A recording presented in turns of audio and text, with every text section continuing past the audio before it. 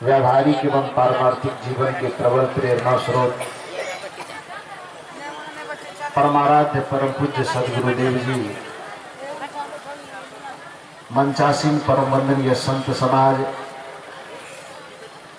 इस आध्यात्मिक स्थल पर विराजमान धर्म प्रेमी सज्जनों तथा देवी,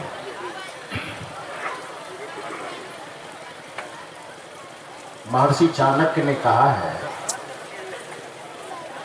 कि संसार ताप तद्धानां त्रयो विश्रांति हेतवः अपत्य च क्लत्र च संता संगति रेव च। संसार के जितने प्राणी हैं उसमें खास करके मनुष्य त्रिविध तापों से तापित है। जिन तापों को गोस्वामी तुलसीदास जी की भाषा में दैहिक ताप, दैविक ताप और भौतिक ताप कहा जाता है, योग शास्त्र की भाषा में आधि, व्याधि और उपाधि कहा जाता है। इन तीनों तापों से मनुष्य हर प्रकार से बच करके रहना चाहता है। दैहिक ताप भी नहीं चाहता कोई, दैविक ताप भी कोई नहीं चाहता, भौतिक ताप भी कोई नहीं चाहता। आधि, व्याधि, उपाधि, इन तीनों तापों से सर्वथा मुक्ति किस उपाय से हो, यह प्रश्न लेकर के कोई भक्त सदगुरु कबीर के पास गया। सदगुरु कबीर ने कहा कि त्रिविध तापों से एक साथ यदि मुक्ति चाहते हो तो आधि, व्याधि, उपाधि, तीनों तापों का समापन समाधि में जाकर के हो जाए। समाधि कौन सी? हठयोग वाला समाधि नहीं, सहज समाधि। इस संदर्भ में सदगुरु कबीर का एक शब्द है कि संतो सहज समाधि भली, गुरु प्रताप भय जा दिन ते सुरत न अंत चली। जहाँ जहाँ जाओ सोई परिक्रमा, जो कुछ करो सो पूजा, जब सोवो तब करो दंडवत, भाव मिटाओ दूजा। आंख न मूंदो, कान न रूंधो, काया कष्ट न डारो, खुले नैन हंसी हंसी पहचानो, सुंदर रूप निहारो। शब्द निरंतर मनवा राता, मलिन वासना त्यागी। उठत बैठत कबहु न छूटे, ऐसी तारी लागी। कहाही कबीर सहज यह रहनी, सो प्रगट करी गाई। सुख दुख से एक परे परम पद, सो पद है सुखदाई। सदगुरु कबीर का यह पद बहुत मार्मिक है। साहब कहते हैं कि यदि जीवन के तीनों तापों से एक साथ मुक्ति चाहिए, दुखों की आत्यंतिक निवृत्ति चाहिए, तो समाधि में प्रवेश करना। लेकिन कौन सी समाधि? आंख मूंद करके सांसों को मस्तक में खींच लेने वाला समाधि नहीं, सहज समाधि। आत्मा के सहज स्थिति में अपने आप में स्थित हो जाना, स्वरूप स्थिति में अवस्थित हो जाना, उसके लिए सुबह शाम निरंतर प्रयास करना, मन से, वचन से, कर्म से अपने आप को पवित्र बनाने की चेष्टा करना और मन के समस्त मलिनताओं से मुक्त होकर के आत्मा की सहज स्थिति में अवस्थित हो जाना, यह दुखों से मुक्त होने का उपाय है। समाधि स्वाभाविक तभी लगेगी। समाधि का अर्थ ही होता है सम जोर आधि। आधि का अर्थ होता है मानसिक दशा, और सम मतलब बराबर। आज मनुष्य की मानसिक दशा इतनी विचृंखल है, आज मनुष्य की मानसिक दशा इतनी उथल पुथल है कि आदमी का जीवन उथल पुथल बना हुआ है। क्योंकि व्यक्ति के द्वारा जो भी क्रिया होती है, सारी क्रियाएं मनुष्य के मन से ही संचालित होता है। आंखें अपने आप नहीं देखती है, मन प्रेरित करता है आंखों को देखने के लिए, तब आंखें देखती है। कान स्वयं नहीं सुनता है, मन प्रेरणा देता है कान को सुनने के लिए, तब कान सुनता है। जीभ अपने आप स्वाद के लिए लोलुप नहीं होती है, मन प्रेरित करता है जीभ को किसी स्वाद की तरफ आकर्षित होने के लिए, तब यह जीभ आकर्षित होता है। तो मानसिक विचृंखलताएं जो आज जीवन में है, उसको सम कर ले, सम आदि। बुद्धि का, मन का सारी विशृंखलताएं मिट जाने पर जो सम स्थिति आती है, जो स्थिरता आती है, जो गंभीरता और गहराई आती है, उस स्थिति को समाधि कहा जाता है। उस समाधि में पहुंचने के लिए मन के चंचलताओं से मुक्त होकर के आत्मा के सहज स्थिति में आना अनिवार्य। मूल रूप से तो आत्मा, मैं कल भी कहा था कि मूल रूप से आत्मा सहज है, मूल रूप से आत्मा शांत है, मूल रूप से आत्मा शांत स्वरूप है। लेकिन इसमें चंचलता आई कैसे? जिस संदर्भ को लेकर के सदगुरु कबीर ने अपने महानतम रचना बीजक के अंतर्गत साखी में, प्रथम साखी में सदगुरु कबीर कहते हैं, जहिया जन्म मुक्ता हता तहिया हता न कोई, छठी तुम्हारी हो जगा तो कहाँ चला विभो। साहब कहते कि जिस दिन तुम्हारा जन्म हुआ था उस दिन तुम्हारी आत्मा बहुत पवित्र थी, बहुत निर्मल थी। स्वाभाविक भी है कि कोई व्यक्ति अपने मुक्ति का पाठ पढ़ना चाहे, कोई व्यक्ति अपनी सहजता और सरलता का पाठ पढ़ना चाहे, तो उसको रामायण गीता वेद पुराण बाद में पढ़े न पढ़े उसकी जरूरत हो न हो उतना मतलब नहीं रखता है। व्यक्ति रामायण गीता पढ़े न पढ़े, लेकिन व्यक्ति अपने जीवन के पहले पन्ने को पढ़ ले, उसके संपूर्ण जीवन का जो ग्रंथ लिखा जाना है, अपने जीवन ग्रंथ के पहले पन्ने को व्यक्ति पढ़ ले, अपने मुक्ति को बड़ी आसानी से समझ जाएगा। कैसे?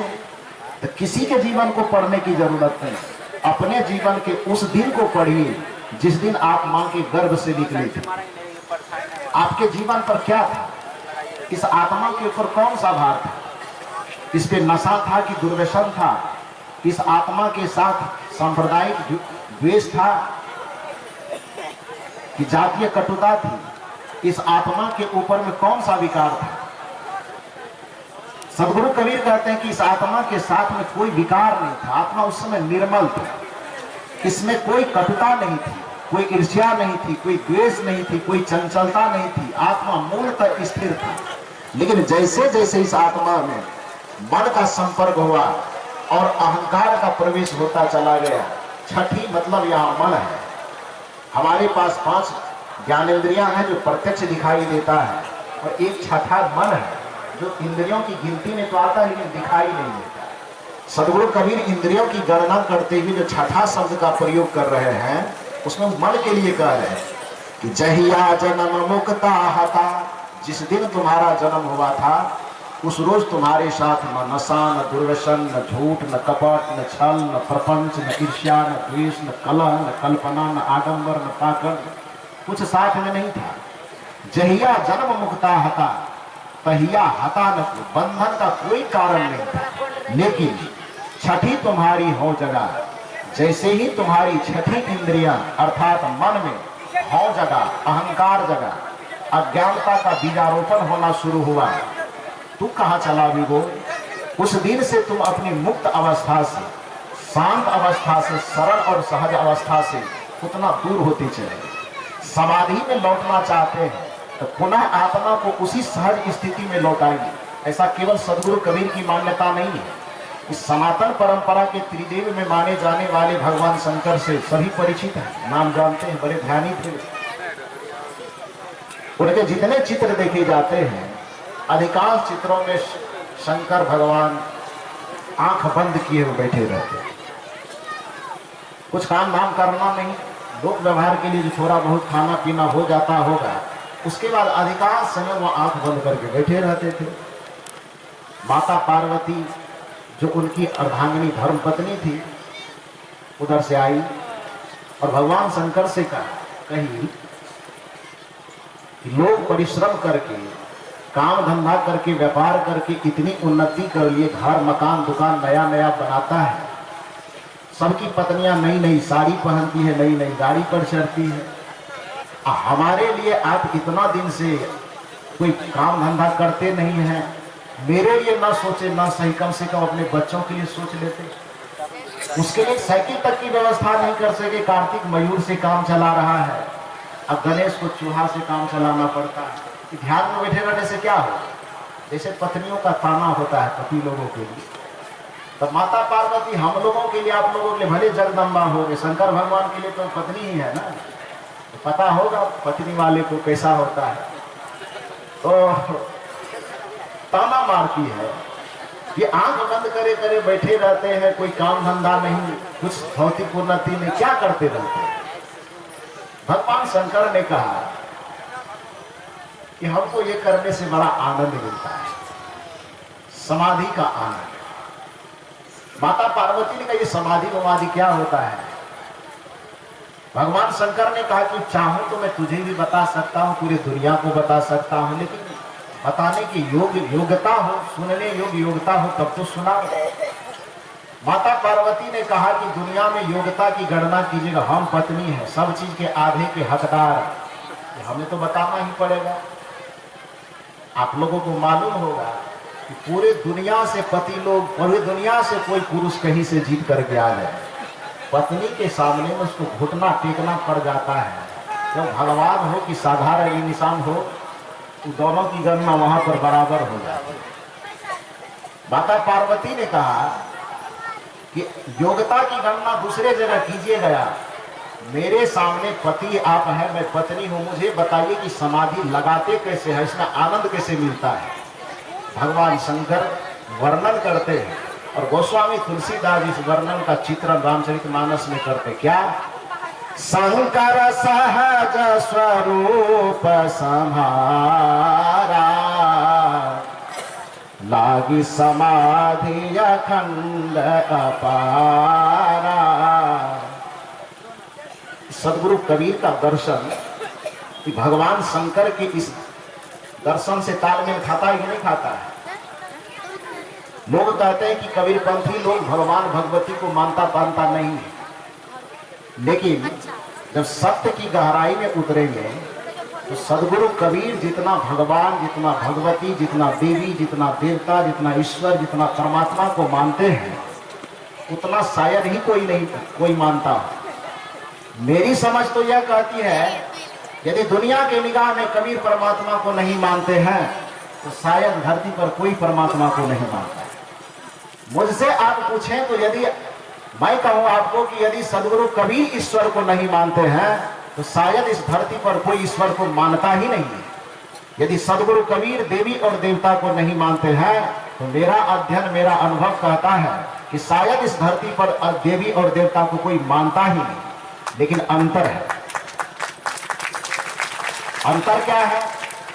सदगुरु कबीर के मानने में और अन्य लोगों के मानने में एक सबसे बड़ा जो अंतर दिखाई देता है, सदगुरु कबीर ने ही कहा है, तो कहता कागज की लेखी।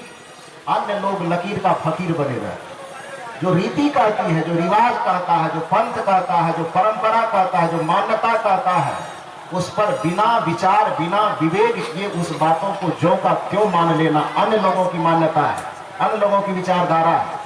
लेकिन सदगुरु कबीर कहते मानता मैं भी हूं, लेकिन परंपरा का फकीर होकर के नहीं, रीति रिवाज के अंध परंपराओं में ग्रस्त होकर के नहीं।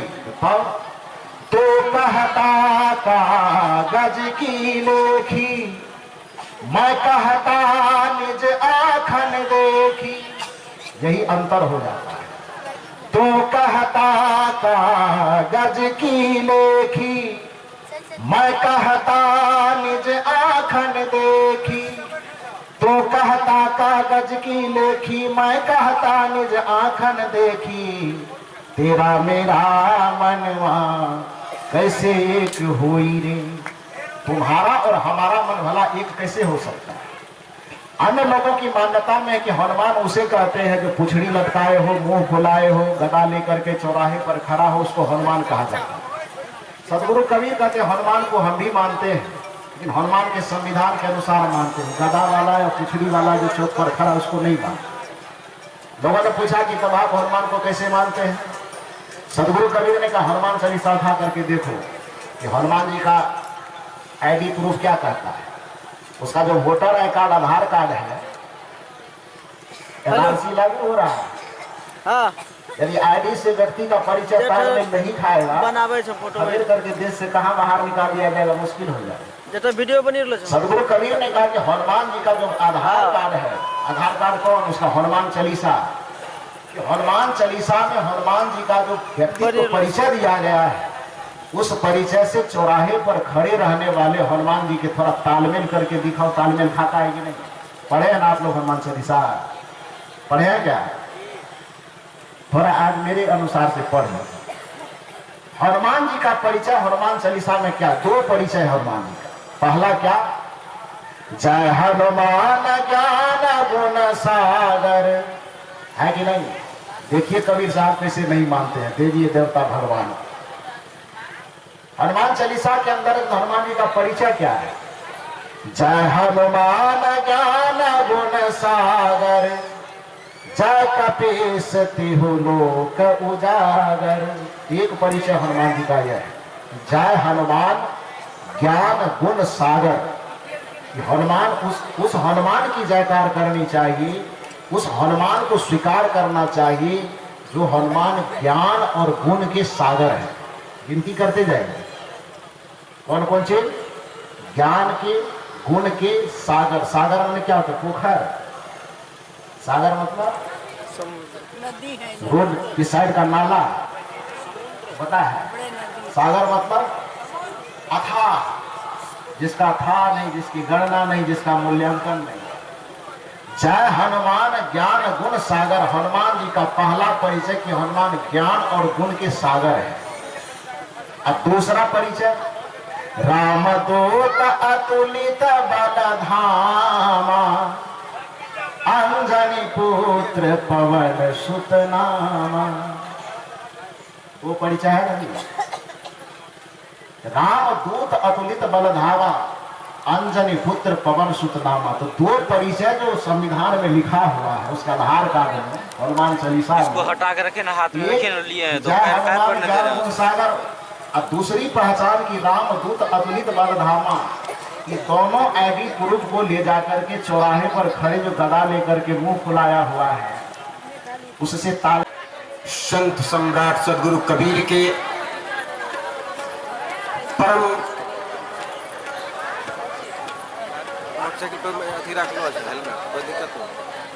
सेवक, साधक और उसके विश्लेषक परम पूज्य सदगुरु आचार्य सिद्ध धर्म स्वरूप साहब जी के चरण कमलों में कोटिशः नमन।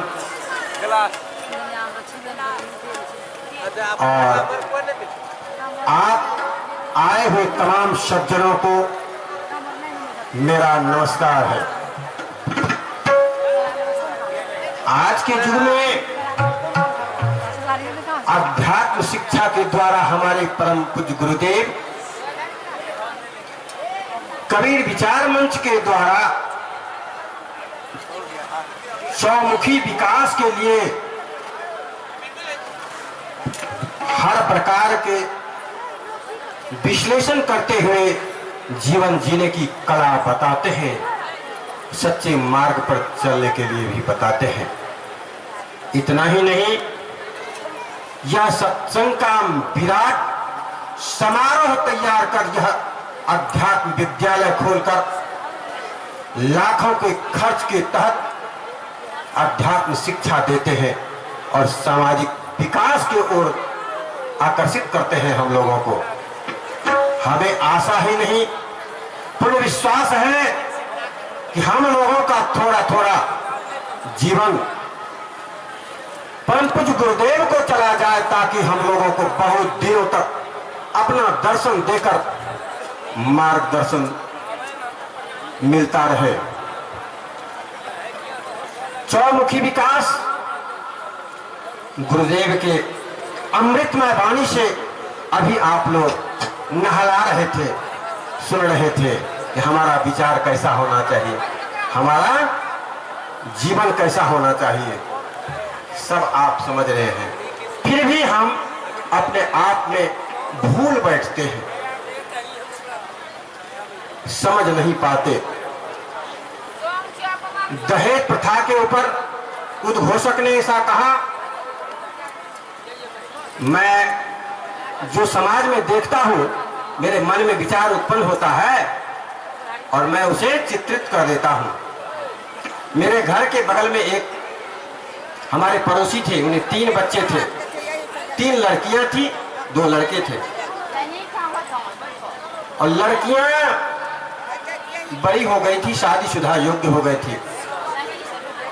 सामाजिक परिवेश गंदा में पलने के कारण उन्हें पीने की आदत थी और बहुत पीते थे। पी पी करके सारा संपत्ति बेच दिए।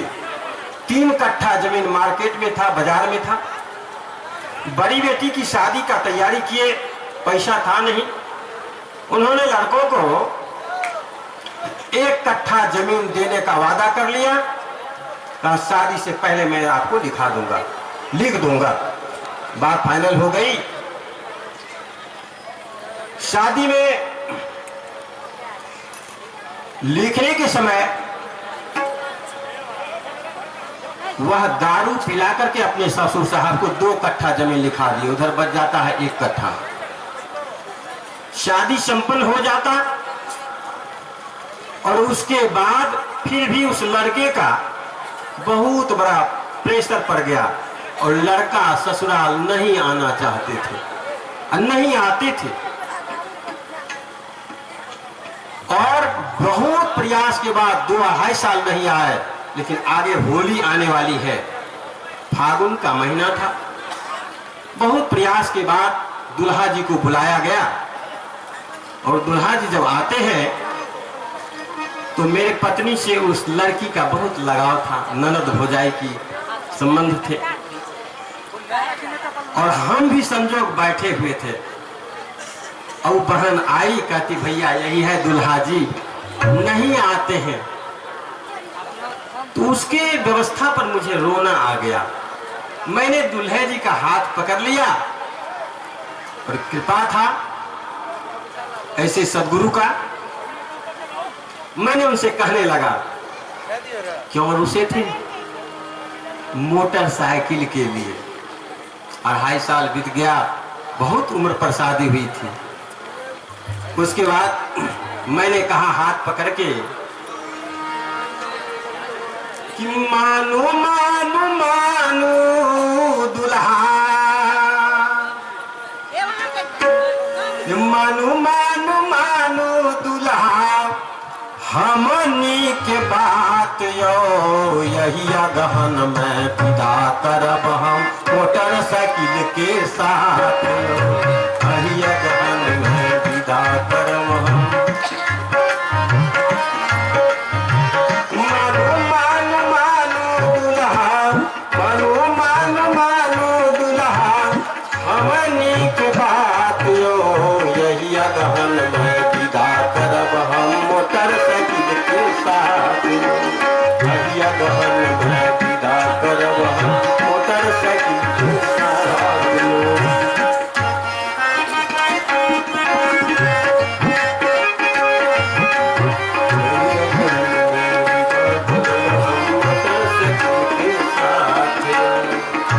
गहन में विदा करब हम मोटरसाइकिल के साथ। फसल कैसा था? रबियो नहीं भेल छै दुल्हा, धानु के नहीं छै आसियो। रबियो नहीं भेल छै दुल्हा, धानु के नहीं छै आसियो। बचल सामान हम किछ नहीं राखब, मानु दुल्हा मोर बात यो।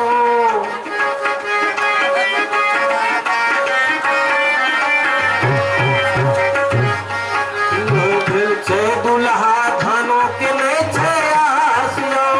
बचल सामान हम किछ नहीं राखब, मानु दुल्हा मोर बात यो। हमर लाचारी समझू दुल्हा, हमर लाचारी समझू दुल्हा, हम छी बेटी के बाप यो। अहिया गहन में विदा करब हम मोटरसाइकिल के साथ। अहिया गहन में विदा करब हम मोटरसाइकिल के साथ। मानो मानो मानो दुल्हा, मानो मानो मानो दुल्हा, हमनी के बात यो यही गहन में विदा करब मोटरसाइकिल के साथ। अहिया गहन में विदा करब मोटरसाइकिल के साथ। बंधुओं,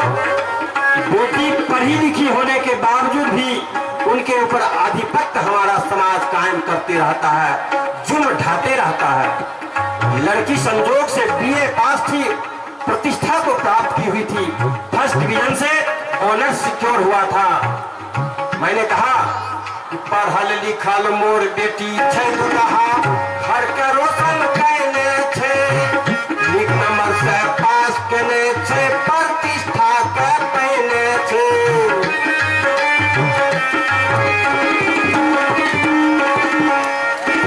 पढ़ल लिखल मोर बेटी छै दुल्हा, घर के रोशन कैने छै, नीक नंबर से पास केने छै, प्रतिष्ठा के पहिने छै।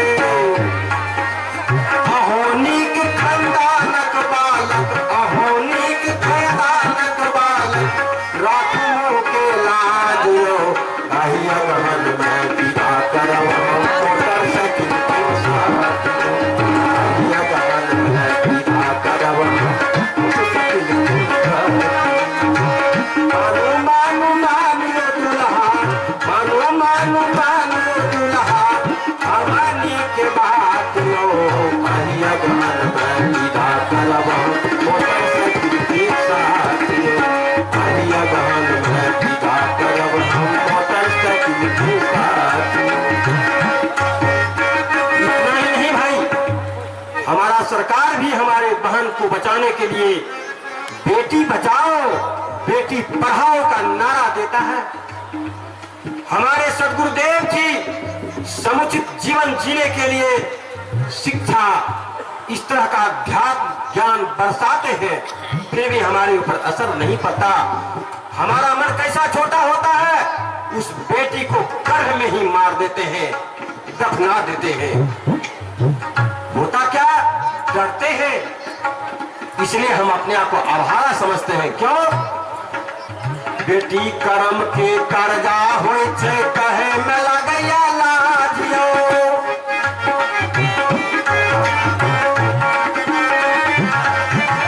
बेटी कर्म के कर्जा होइया, कहे में लगैया लाज यो। जमीन बेच के तिलक देलौं हम बहुत समानक साथ यो।